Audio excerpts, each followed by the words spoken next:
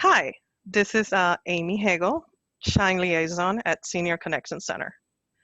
Today, I have one of our amazing volunteers, Richard Lucas, who's here today to answer some of the questions that someone that is new to Medicare might be having. So, one of the questions that some of the people might be having, just where do I start? Great question, Amy. You have to start somewhere, right? Absolutely.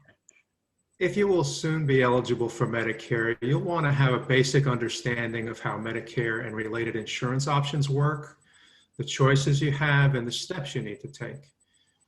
If you have access to group coverage because you or your spouse are still actively employed or because the employer offers coverage to Medicare eligible retirees, you'll want to speak with the person who handles insurance for the employer to obtain information about the group coverage and how it works with Medicare. Information about Medicare is available on the Medicare website at medicare.gov, as well as in an annual publication called Medicare and You, which you can download or order online or request by calling 1-800-MEDICARE. You can also call the SHINE program at 1-800-963-5337 to speak with a specially trained volunteer counselor who can answer your questions and help you decide what you want to do. SHINE services are free, confidential, and unbiased. Thank you. That's a great answer. And that's a great start for anyone that is new to Medicare. Another question that somebody might be having, how do they enroll? Well, if you're collecting Social Security or railroad retirement as your 65th birthday approaches, you'll be automatically enrolled in Medicare Part A and B. You should receive your Medicare card in the mail about 3 months before your birthday. Coverage begins effective on the first day of the month of your 65th birthday.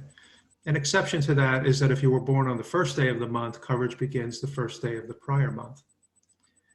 If you are not yet collecting Social Security, you will need to apply at the Social Security office or through the Railroad Retirement Board about 3 months before your birthday. You can also apply on the Social Security website at ssa.gov. If you are under age 65 and receiving Social Security disability benefits, you will become eligible for Medicare on the first day of the 25th month of disability and will automatically be enrolled. You should receive your card in the mail about 3 months before that date.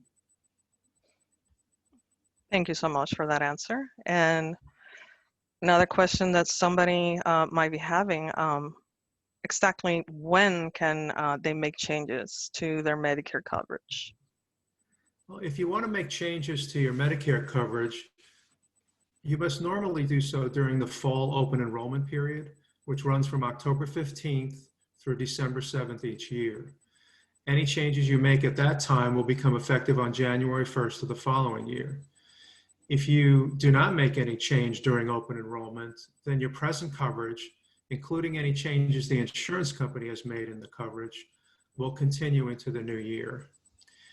If you enroll in the Medicare Advantage plan for the very first time, you are permitted to return to traditional Medicare on the first day of any month during the following 12 months.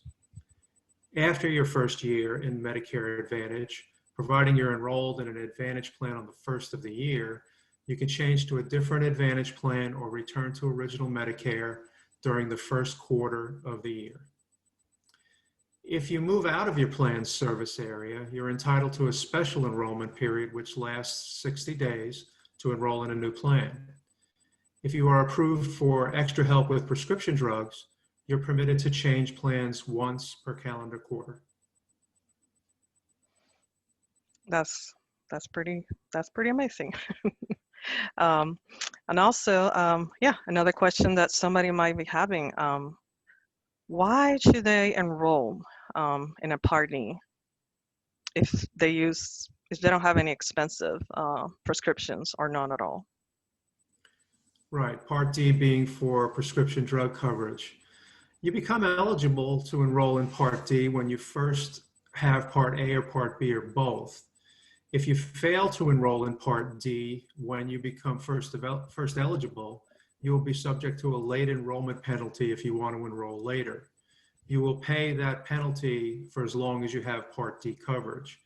The penalty you pay amounts to 1% of the current Part D premium, the current average Part D premium, for every month you are eligible but did not enroll. The penalty will not apply if you maintain creditable drug coverage, which means that the coverage is as good as Part D, through some other source, such as group insurance or the VA. Your current drug coverage provider is responsible to notify you each year whether your coverage is considered creditable. If unsure, talk to the plan administrator and get written verification. If you go 63 days or more in a row without creditable coverage, you will be subject to the permanent penalty. But there's another good reason to maintain drug coverage, and that is because your prescriptions can change substantially if you develop an unforeseen health condition. If you don't enroll in Part D during your initial enrollment period, you'll have to wait until the next open enrollment, and your coverage will not begin until the first of the following year. In that case, you could be left paying full price for expensive medications for several months. Yeah, it's always good to, plan ahead because you never know. And lastly, one more question that somebody might be having, which is more expensive, original Medicare or Medicare Advantage? Good question. First, it's important to note that most beneficiaries, those with sufficient work history, receive premium-free Part A hospital coverage, although some do pay a premium. But all enrollees in Medicare Part B medical coverage pay a monthly premium, which starts at a base amount and increases for those with higher incomes. The premium can change annually. The current premium amount can be found at medicare.gov, or a SHINE counselor can provide you with that information. You should expect to have out-of-pocket costs with either original Medicare or Medicare Advantage. Which option proves to be more expensive will depend on how much and what kinds of medical services you need. If you choose original Medicare, you will typically have to pay monthly premiums for the Part D drug coverage. Because there are significant out-of-pocket costs with original Medicare, many who choose that path purchase a Medicare supplement policy, which requires an additional premium above your Part B premium to pay all or part of those additional costs. Many Advantage plans are available without an additional premium on top of your Part B premium. However, with Advantage plans, you'll pay co-payments for most services that you receive, which you may not pay with original Medicare plus a supplement. A SHINE counselor can help you compare costs in different situations with original Medicare versus Medicare Advantage and help you decide which approach will work best for you. Thank you so much, Richard. And as Richard said, a SHINE counselor is definitely, someone that you should be reaching out when you're new to Medicare. Right now that we're heading to open enrollment, they're an excellent tool that you should take advantage of. Please, if you want to reach out to us, call us at 1-800-963-5337, and we can, assign you to one of our SHINE counselors in one of our 5 counties of services.